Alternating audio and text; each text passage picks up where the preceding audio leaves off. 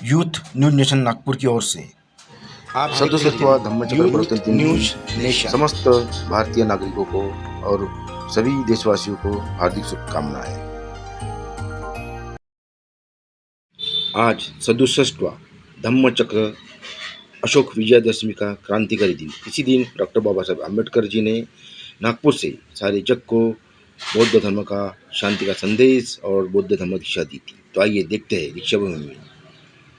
दीक्षा भूमि का यह शांति स्तूप, इसी के बाजू में श्रीलंका से लाया गया बोधि वृक्ष। यहाँ लाखों अनुयायी यहाँ आकर अपना शांति का संदेश ले जाते हैं। तो आइए आज हम मिलते हैं नागपुर के एक बौद्ध परिवार ज्योतिताई प्रदीप कुमार खोबरागड़ी से, जिन्होंने धम्मचक्र परिवर्तन दिन के हार्दिक शुभेच्छा भी दी है। धम्मचक्र प्रवर्तनानिमित्त तसेच अशोका विजयादशमी निमित्त सगळ्यांना मंगल कामना आहे. आपण धम्मचक्र प्रवर्तन दिन 67 जे सेलिब्रेट करत आहे, मनवत आहे, त्याच्या मागची पार्श्वभूमी काय आहे हे मला सांगताना अत्यंत आनंद होत आहे. भारतरत्न, विश्वरत्न डॉक्टर बाबासाहेब आंबेडकरांनी 14 ऑक्टोबर 1956 साली भारताला, आम्हा सगळ्या लोकांना धम्म दीक्षा घेऊन आणि धम्म दीक्षा देऊन आम्हाला पुन्हा बुद्ध धर्माची जी खरी परिभाषा आहे, जागृती आहे, त्यांचे विचार विमर्श आहेत ते आम्हाला समजून सांगितलं. हा धम्म जो सम्राट अशोकांनी आपल्या वेळेस त्यांनी याचा प्रसार केला आणि नंतर सम्राट अशोकांच्या महापरिनिर्वाणानंतर हा धम्म जे आहे हा संपवण्याच्या मार्गात आला होता. आणि त्यानंतर बाबासाहेबांनी पुन्हा याची जागृती केली आणि हा धम्म खरोखरच खूप अभ्यास करून बाबासाहेबांनी हा धम्म निवडलेला आहे. आणि ह्या धम्मामार्फत त्यांनी हे सांगितले की हे धम्म हे मैत्री, करुणी आणि समतेचा मार्ग दाखवणारा हा धम्म आहे. तसेच ह्या धम्मातून तुम्हाला स्वतःचा मार्ग निवडून त्याच्यात स्वतः अत्तदीप भव हे जे म्हटले जाते त्यात आहे की स्वतःच तुम्हाला स्वतःचा मार्ग निवडायचा, स्वतःच तुम्हाला प्रज्वलित व्हायचं आहे. ह्या धम्मात कुठेही अंधश्रद्धा नाही, कुठेही भेदभाव नाही. ह्या धम्मामध्ये तुम्हाला माणसाला माणूस म्हणून जगण्याचा आणि मानवतेचा खरा अर्थ समजवला जातो. हा धम्म हा सायन्सवर, विज्ञानावर आधारित आहे. यात कुठलाही मनुष्य प्राणी हा दुसऱ्यांच्या परमेश्वर, ईश्वर याच्यावर न मानता तुम्हाला स्वतः तुमच्या कार्यावर, तुमच्या कर्मावरती तुम्हाला विश्वास करून तुम्ही सदैव व्यक्तिगतरित्या स्वतःचं डेव्हलपमेंट करून, विकास करून तुम्हाला हा धम्म हा शिकवतो की तुम्ही सगळ्यांवरती मैत्री करा, सगळ्यांना तुम्ही प्रेमाचं, आदराचं स्थान द्या. हेच ह्या धम्माचं खरं आहे. म्हणून बाबासाहेबांनी अतिशय कठोर विचार करून बाबासाहेबांना प्रत्येक धर्माकडून ही त्यांना बोलवण्यात आलं होतं की तुम्ही आमचा धम्म स्वीकारा. परंतु सगळ्यांचा अभ्यास करून बाबासाहेबांनी फक्त बुद्ध धम्मच निवडला, कारण की हा धम्म समानतेच्या, ज्ञानाच्या, विज्ञानाचा प्रतीक आहे, समतेचा प्रतीक आहे, करुणा मैत्रीचा प्रतीक आहे. म्हणून माझ्या सगळ्या बांधवांनो, खरंच आपल्याला हा इतका मोलाचा आणि विज्ञान रूपी धम्म आपल्याला मिळालेला आहे.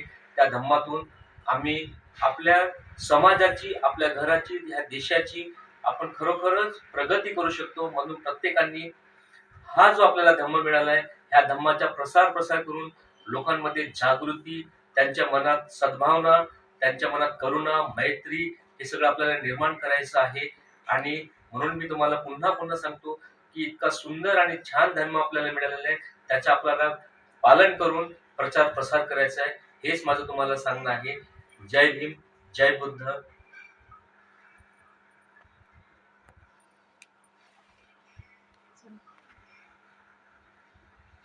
नमो बुद्धाय. जय भीम. मी ज्योती प्रदीप कुमार खोबरागडे.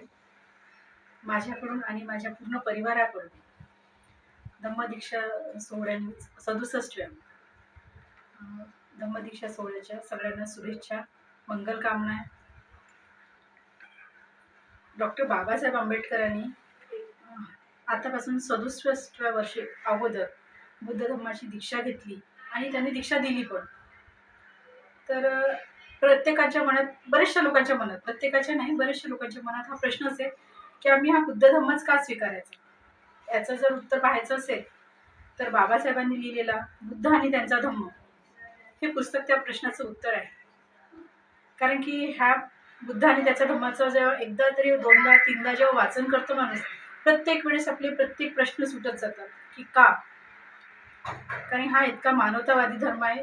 बाकी खूप सारे धर्म आहेत जगात, धर्म आहेत, धम्म नाही. आणि बुद्ध हा धम्म आहे. धम्म म्हणजे जीवन जगण्याची पद्धत. तर बाबासाहेबांनी हा धम्माचा खूप अभ्यास केला. इव्हन संविधान लिहायला जितका वेळ लागला त्याच्याही पेक्षा जास्त वेळ त्यांना बुद्ध आणि त्यांचा धम्म लिहायला लागला. म्हणजे विचार करा, एक नॉलेज ऑफ सिम्बॉल ज्याला म्हटलं जातं असं व्यक्तिमत्व, सखोल अभ्यास जेव्हा कोणत्या विषयाचा करतो आणि त्याच्यातून एक सार जेव्हा काढून आपल्याला रेडीमेड देतो, ॲटलिस्ट आपण सगळ्यांनी त्या धम्माचा, त्या बुद्ध आणि त्या धम्म ह्या पुस्तकाचं वाचन करायला पाहिजे. त्याच्यातून आपण खूप चांगल्या मार्गाला प्राप्त होऊ शकू आणि त्याच्यामध्ये आपला विकासही आहे, आपली बुद्धिमत्ताही आहे. ह्या सगळ्या गोष्टीचा आपण उपयोग करू शकू. त्याच्यात सर्वात सोपी मार्ग आहे बुद्ध आणि त्यांच्या धम्माचं वाचन करायचं. घरातल्या प्रत्येकाने केलं पाहिजे, ॲटलिस्ट घरातल्या स्त्रियांनी तरी केलं पाहिजे की स्त्रियांनी वाचन केलं तर ते घरातल्या प्रत्येक व्यक्तीला सांगू शकतील आणि अंधश्रद्धेतून प्रत्येक परिवार दूर निघेल. बस एवढंच म्हणायचं होतं मला की प्रत्येकाने, प्रत्येक परिवाराने बुद्ध आणि त्या धम्माचं वाचन करा, या पुस्तकाचं वाचन करा आणि बुद्ध धर्माचा प्रचार प्रसारात योग्य ते स्वतःच्या परिवाराचं योगदान पाहिजे.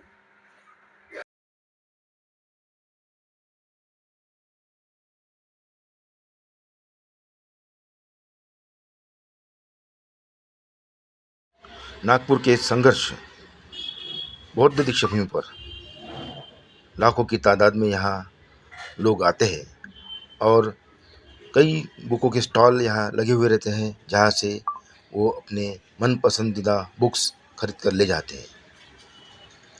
आइए मिलते हैं सामाजिक कार्यकर्ता आनंद जी खापर्डे से.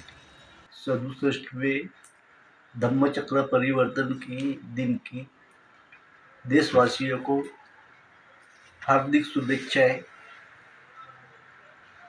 आनंद खापर्डे, सामाजिक संस्था मान्यवर मानव मित्र पारिवारिक सामाजिक संस्था के संस्थापक अध्यक्ष, इनकी तरफ से देशवासियों को हार्दिक शुभकामनाएं. विभिन्न सामाजिक तथा बैंक कर्मचारियों द्वारा यहाँ पानी, जल वाटप, फल वाटप, भोजन दान किया जाता है.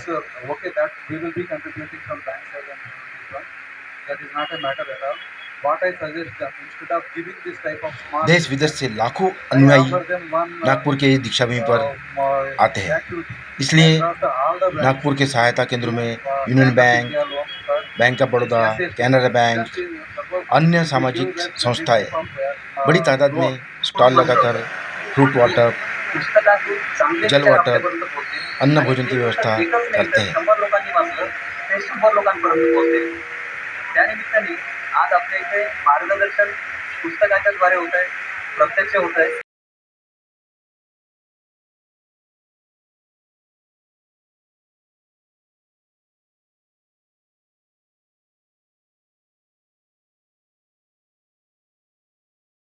तो आइए सुनते हैं दीक्षा भूमि पर कर्नाटक से आए जयसिंहलाल हिंदू जी के परिवार द्वारा गाया एक क्रांतिकारी गीत. इस कार्यक्रम के प्रायोजक Yavatmal urban cooperative bank limited, Nagpur, SBI general insurance Nagpur, Fiji Nagpur centre Nagpur और British theatre and sports academy संस्थान नागपुर. कार्यक्रम में महानाट्य के लिए संपर्क करें.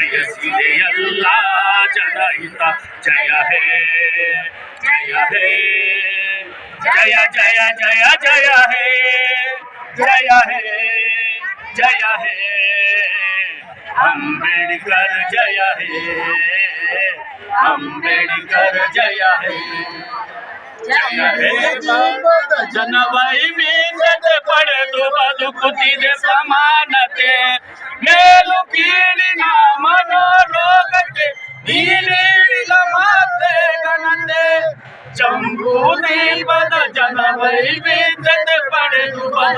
ಇದೆ ಸಮಾನತೆ ಮೇಲು ಕೀಳಿನ ಮನೋರೋಗಕ್ಕೆ ನೀ ನೀಡಿದ ಮಾತೆ ಘನತೆ ಕಡೆದು ಹಾಕಿದೆ ನೆಲ ಜಲ ಭಾಷೆ ಲಿಂಗದ ತಾರತಮ್ಯ ಸಮತೆ ಸ್ವಾತಂತ್ರ್ಯ ಸೋದರತೆಗೆ ನಿನಗೊಲಿಗೆ ಲಿಂಗ ಭವ್ಯ ಒಂದೇ ತರದ ಶಿಕ್ಷೆ ಎಲ್ಲರಿಗೂ ಶ್ರೀರಕ್ಷೆ ಒಂದೇ ತರದ ಶಿಕ್ಷೆ ಎಲ್ಲರಿಗೂ ಶ್ರೀರಕ್ಷೆ ನೀಡಿದ ನಿನ್ನ ಸ್ಮಿತೆ ನೀಡಿದೆ ಒಡಮಾಡಿದೆ ಭಾರತದ ದಂಡ ಸಂಹಿತೆ ಭಾರತದ ದಂಡ ಸಂಹಿತೆ ಜಯ ಹೇ ಜಯ ಹೇ ಜಯ ಜಯ ಜಯ ಜಯ ಹೇ ಜಯ ಹೇ ಜಯ ಹೇ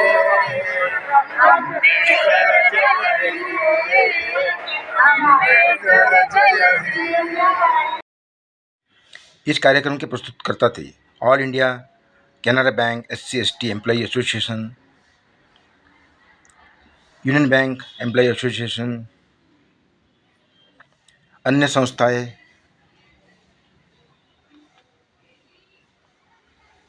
तथा DRS builders and developers private limited Nagpur, जॉलर सिक्योरिटी फोर्स नागपुर। आप देख रहे थे अशोक माटे के साथ यूथ न्यूज जंक्शन नागपुर। हमारे चैनल को लाइक शेयर एंड सब्सक्राइब अवश्य करिए।